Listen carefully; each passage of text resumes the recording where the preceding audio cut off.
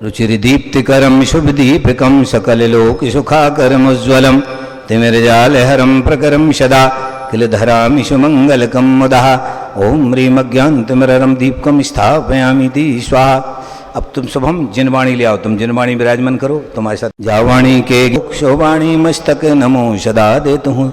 बोले द्वादशांग जिनवाणी माता की जय। अब मैं परम पूज्य महाराज श्री के पावन चरणों में इच्छा में निवेदन करता हुआ निवेदन कर रहा हूँ। हे गुरुदेव अपनी मंगलमयी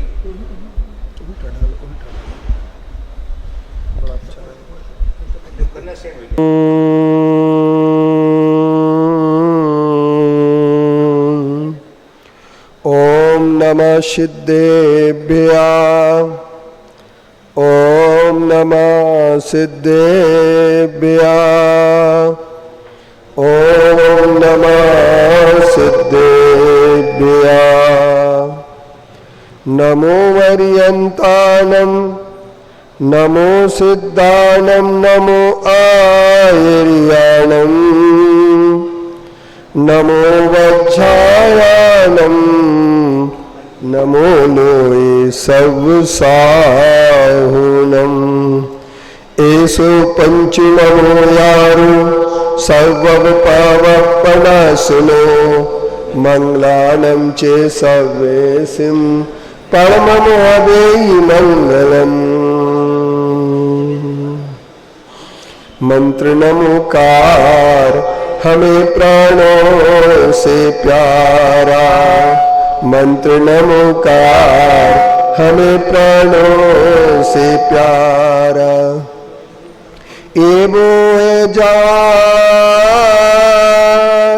एबो जहाज जिसने लाखों को तारा।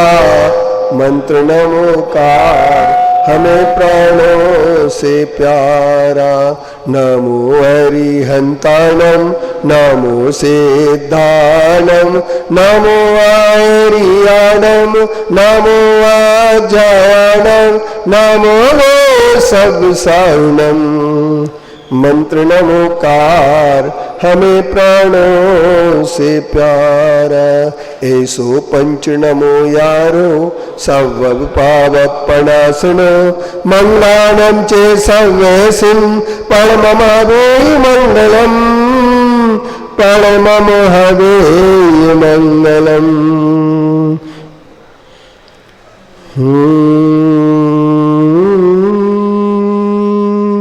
यस्य स्वयं स्वभावाप्तिरभावे कृष्ण कर्मणा तस्मै संज्ञान रूपाय नमोस्तु परमात्मने। बोलिए अंशामय विश्व धर्म की पर्वादिराज पर्व पर्यूषण पर्व की आचार्य कुंद कुंद गुरुदेव की उत्तम संयम धर्म की आचार्य गुरु विद्यासागर मुनि महाराज की मुनि श्री कुंतु सागर महाराज की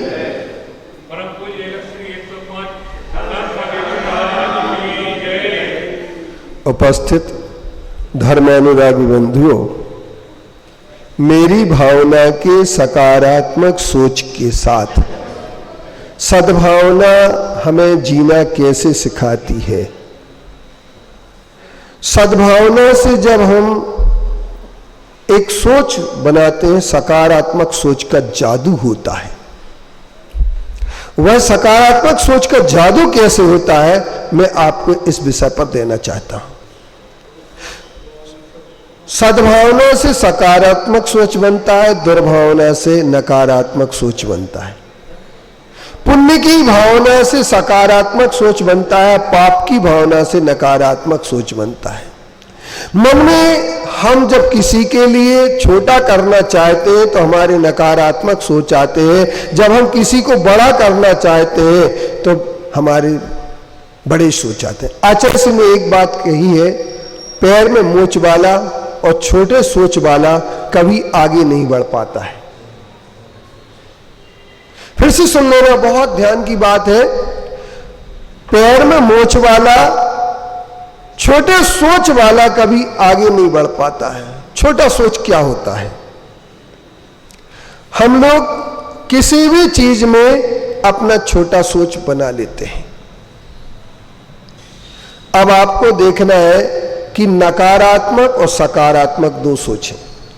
मैंने स्वामी कार्तिकेय अनपेक्षा की आश्रव भावना के अंतर्गत पुण्य और पाप की जब व्याख्या पढ़ी तो उसमें हमारे पास दो सोच आए। एक तो जो स्वयं की प्रशंसा करता है और दूसरे की निंदा करता है, वह नकारात्मक सोच से चलता है, जिसके अंदर तीव्र कसाय होती है और वह बहुत अपना दृष्टिकोण ही छोटा बना लेता है। अब देखिए, आप सोच का अंतर होता है। वही सोच है जो आपको उत्थान की ओर ले जाएगा, वही सोच है जो आपको पतन की ओर ले जाएगा। आप सोचते हैं कि जब हमारी कोई तारीफ कर दे, इसके तारीफ के जब भूखे रहते हैं, प्रशंसा के भूखे रहते हैं, तो आपको एक भीतर उथल पुथल मचती है कि कोई हमारी तारीफ नहीं कर रहा है। और जब तारीफ नहीं कर रहा है तो आप कभी कभी उखड़ पड़ते हैं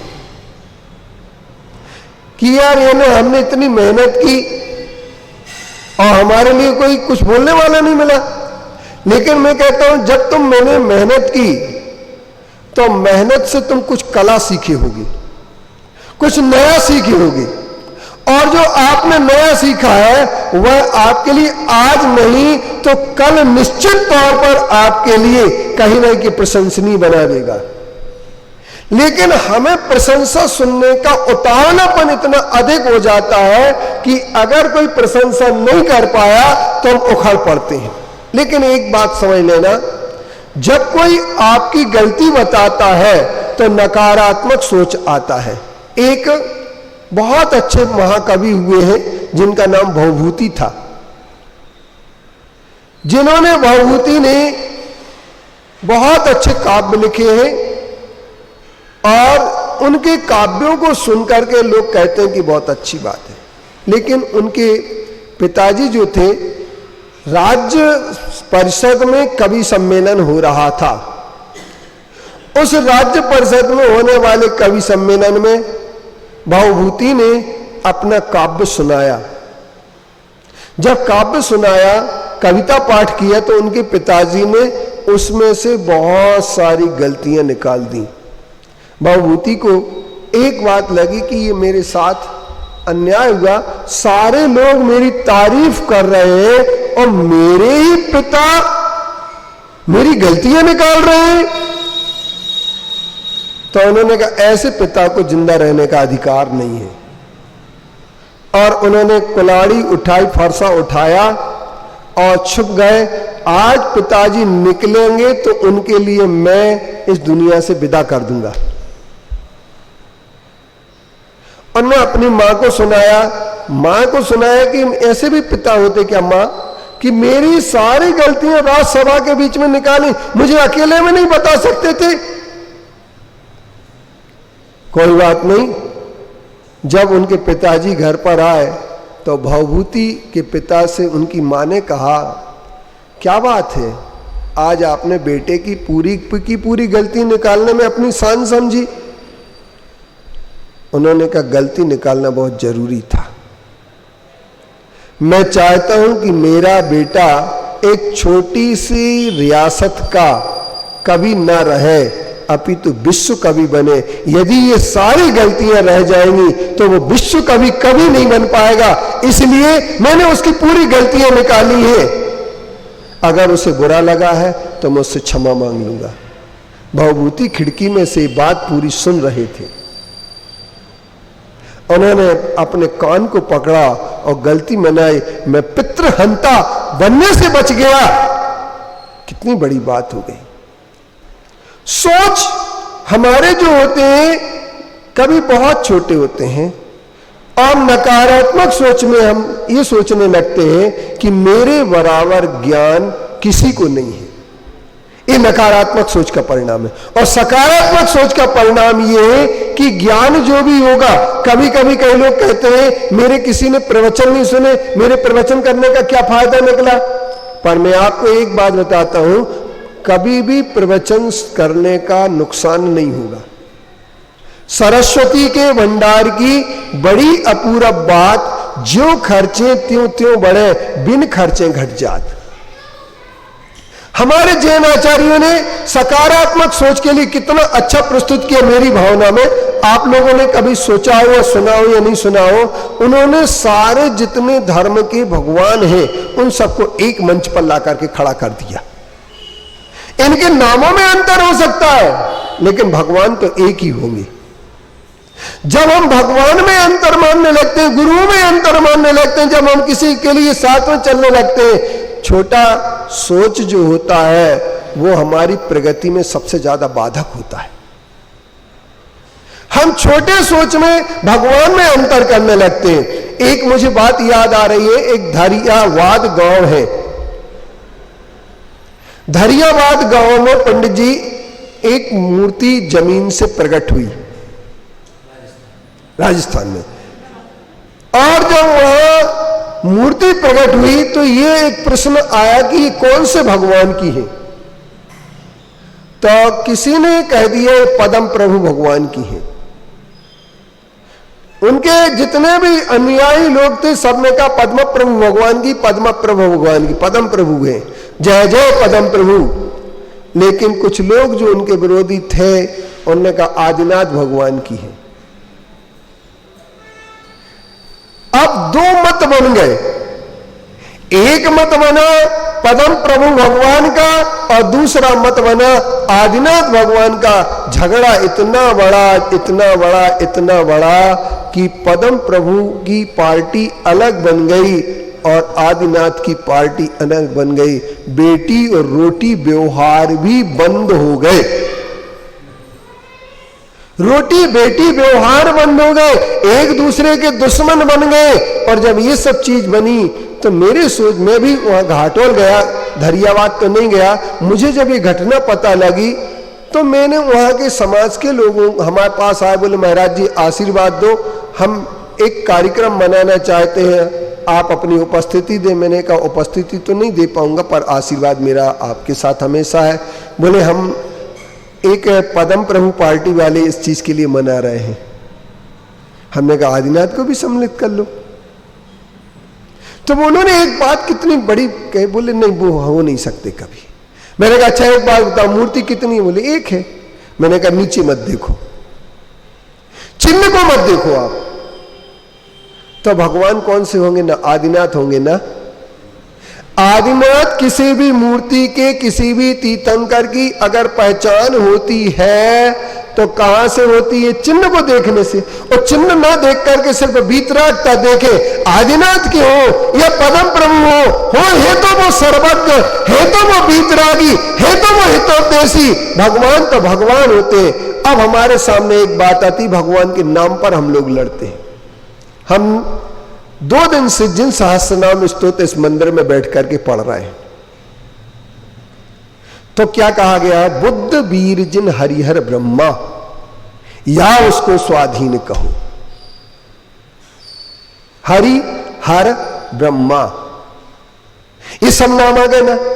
जो हम अलग अलग मंच पर जिन भगवानों को बिठाल करके पूजन करना चाहते हैं, वो कहते हैं सब भगवानों के नाम में अंतर है, भगवान में कोई अंतर नहीं। अब मैं बोलता हूं हर हर महादेव, आप लोगों को अलग लगेगा। आप लोग ये कहेंगे हर हर महादेव तो हमारे धर्म में है नहीं है। पर मैं कहता हूं हर शब्द कैसे बना? दुर्तानी हरा, हरा। जो हर भगवान को इसलिए कहते हैं हरि हर। हरि माने क्या होता है? हरिवंश के तुरनवत्य बनेदम तीर्थ नायका। जो हरि के वंश थे, जिन्होंने हरिवंश में पैदा हुए, वो हरि कहलाए, अर्थात मेघनाथ भगवान। और हर वो कहलाए जो मेघनाथ भगवान होते हैं, वे संपूर्ण पापों को हरण करने वाले होते हैं। इसलिए मेघनाथ भगवान का नाम हरिहर भी कहा जा सकता है। जितने भी तीर्थंकर हैं उन सबका नाम हरिहर कहा जा सकता है। तो बुद्ध वीर जिन हरिहर ब्रह्मा, या उसको स्वाधीन कहो। और बुद्ध क्यों कहते हैं? बुद्धस्तमेव विबुधार्चित बुद्धि बोधात् तम संकरोसि भुवनात् संकरात्मा धातासि धीर शिव मार्ग विधेर विनानात् व्यक्तम तमेव भगवन पुरुषोत्तमोसि। अब मैंने कहा हर हर महादेव, तो आपके भगवान महादेव है कि नहीं है लालू? महादेव क्यों है? महान है जो देव, वो महादेव है। महान है जो देव, वो महादेव है। शंकर वो है जो समस्त सब दुरितों का, पापों का समन कर देते, संपूर्ण दुखों का समन कर देते, वे शंकर है। और ब्रह्मा इसलिए जो चेतना में नित्य रमण करते हैं, इसलिए ब्रह्म है। और पुरुषोत्तम इसलिए उनके बराबर पुरुषों में कोई उत्तम नहीं हुआ, इसलिए वो पुरुषोत्तम है। और हम अगर ये कह दें मर्यादा पुरुषोत्तम रामचंद्र जी की जाए, तो मर्यादा भी है और पुरुषोत्तम भी है और रामचंद्र जी भी। तो हम लोग जो है नकारात्मक सोच के कारण से पंथ और जातियों संप्रदाय में बढ़ करके भगवानों को भी बांट देते हैं, गुरुओं को भी बांट देते हैं, और अपने स्वार्थ और अहम के लिए अपने छोटे सोच के कारण से हम गुरुओं में भी भेदभाव करने लगते हैं। छोटे महाराज जी और बड़े महाराज जी, छोटा मंदिर बड़ा मंदिर, छोटे बाबा बड़े बाबा, ये क्या होता है? छोटा मंदिर बड़ा मंदिर क्यों बन गया? मंदिर बड़ा नहीं होता है, मंदिर छोटा नहीं होता है, मंदिर संगई का नहीं होता है, मंदिर चौधरन बाई का नहीं होता, मंदिर गोराबाई का नहीं होता है। मंदिर तो जिनेंद्र देव का होता है, और जिनेंद्र देव न छोटे होते हैं न बड़े होते हैं। मैं एक बात कहता हूं, एक बात पर मुझे थोड़ा सा बताना। आदिनाथ भगवान की मूर्ति नेहानगर में है और आदिनाथ भगवान की मूर्ति यहां भी है। दोनों आदिनाथ भगवान में अंतर क्या है? लेकिन हम लोगों के सोच जो है ना शुरू से छोटे रहे हैं। हमने घाटों को में गंगा को बदला है, हमने समुद्र को छोटा करने की कोशिश की है। अरे एक बात समझो, बड़ा सोच का बड़ा नतीजा होता है, बड़ा परिणाम होता है, और छोटे सोच का हमेशा छोटा परिणाम होता है, क्योंकि छोटा सोच दुर्भावना पैदा करता है, बड़ा सोच सद्भावना पैदा करता है। और सद्भावनाएं चार है, सद्भावना चार है। सत्वेषु मैत्रिम गुणशु प्रमोदम क्लिष्टेषु जीवेषु कृपा परत्वम माध्यस्थ भावम विपरीत वृत्तौ सदा ममात्मा विद्धातु देवो। अब एक बात मैं आपसे एक बात कह देना चाहता हूं कि छोटे सोच वाला आलसी होता है, और आलसी व्यक्तियों का हमेशा छोटा सोच होता है। क्योंकि जिसे पिता की जायदाद पर लड़ना आता है, ससुराल की जायदाद पर लड़ना आता है, ससुराल से ज्यादा अपने लिए धन प्राप्त करने की लालसा होती है, वो कौन करता है लालू? जो बदकमाऊ होता है, जो स्वयं नहीं कमा सकता है, वो ससुराल से धन प्राप्त करना चाहता है। लेकिन एक ध्यान रखना, कहीं से भी कितना भी धन उसे मिल जाए पर तृप्ति नहीं हो सकती है, क्योंकि जिसका बड़ा सोच ही नहीं है और जिसका छोटा सोच होता है। हम एक चीज, छोटी सी चीज पर लड़ बैठते हैं। एक बात, हीरालाल जी, एक बहुत अच्छा परिवार था, उस परिवार में जब बंटवारा हुआ तो 20-20 करोड़ रुपया हर एक को मिला था, दोनों भाइयों को। जामा, जमीन, जायदाद सब कुछ मिली। लेकिन लड़ाई हो गई एक बात पर, लेटरिन पर से। उन्होंने कहा लेटरिन सामलाती रहेगी, उन्होंने कहा नहीं हमारी है, हमारे पास रहेगी। वो कहा नहीं हमारी है। और इतनी लड़ाई बढ़ी कि वो के एक दूसरे से की मारपीट पर आ गए, और मारपीट की, और गांव के आधे लोग छोटे भाई की तरफ हो गए, आधे लोग बड़े भाई की तरफ हो गए। और गांव के लोगों ने खूब ऐश किया, बड़े के साथ में रह करके भी और छोटे के साथ में रह करके। छोटे ने भी खूब खर्च कराया और बड़े ने भी खूब खर्च किया, और परिणाम क्या निकला? आधे लोग कहते हैं पीछे मत हट जाना, क्षमा मत मांग लेना। देखो ध्यान रखना, तुम छोटे हो तो इसका मतलब ये नहीं कि तुम क्षमा मांग लोगे। और इसके बाद केस चलते चलते छोटे भाई के लड़के के एक सद्बुद्धि आई। उसने बड़े भाई के लड़के से कहा कि अब आपके और हमारे पिताजी कितने साल से लड़ रहे हैं? 40 साल हो गए लड़ते लड़ते एक लैट्रिन के लिए। अब उस लैट्रिन की कीमत कितनी है? बोले अच्छा एक बात बताओ, अपन बेच दें तो कितने में बिकेगी? बोले जाए 10,000 रुपये में। वो जमीन तक जाए 10,000 रुपये में, 1,00,000 रुपये में मान लो। तो उसने कहा एक काम करो, 1,00,000 रुपया हम दे रहे हैं, मगर ये बात हमारे पिताजी को पता नहीं लगना चाहिए, और तुम 1,00,000 रुपये में वो जमीन हमारे पिताजी को देकर के खरीद लो। आखिरकार समझौता हो गया। हीरालाल जी उस एक बच्चे की बुद्धि ने सकारात्मक सोच बनाया, बरसों बरसों का झगड़ा मिटा दिया, और पूरा जो पैसा खर्च होता था, गांव वाले जो खा रहे थे, ऐश कर रहे थे, उनके दरवाजे सबके बंद हो गए। ये कहलाता है सोच छोटा सा।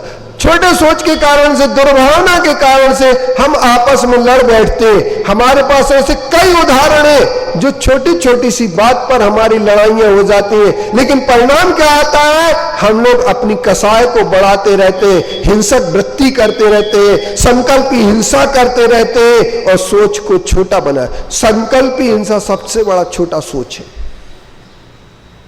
हमारे यहाँ 4 प्रकार की हिंसाएं हैं।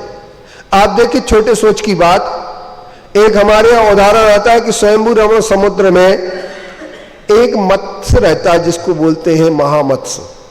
उसके कान में एक मत्स्य रहता है जिसको बोलते हैं तंदुल मत्स्य, और वो तंदुल मत्स्य 7वें नरक में जाता है और महामत्स्य 5वें नरक में जाता है।